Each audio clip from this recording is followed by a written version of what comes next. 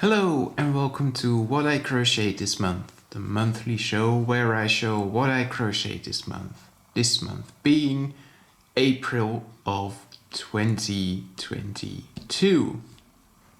I kicked the month off with a relatively large project, namely these Harlequin fingerless gloves. And they of course are meant to go along with my Harlequin hat that I made last year. This is how they look on my hands. And they're quite bulky. I would have preferred it if they fit a little bit better.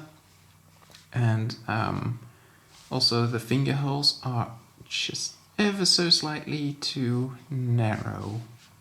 But I think they're pretty good, considering I never made a pair of gloves and I freehanded these. So yeah, I quite like them. The next thing I crocheted this month is this tulip. And I didn't freehand this, but I took some bits and pieces of a lot of patterns and I put them all together to make this tulip. This was a birthday gift and the person I gave it to really liked it. I didn't like it at all when I was making it. Eventually I managed to kind of save it in the stitching together of the parts. But because I didn't like it, I didn't go through with my original plan to make 7 of these. So yeah. Also in here, as you can see, it's hard. I just put an ordinary stick that I found in my backyard.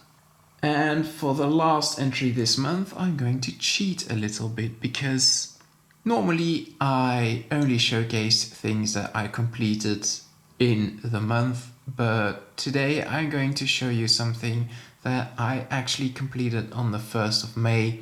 However, I spent most of the time making this guy in April, and also it just makes more sense to show now because it is this Doctor Strange figurine and I really like how he turned out.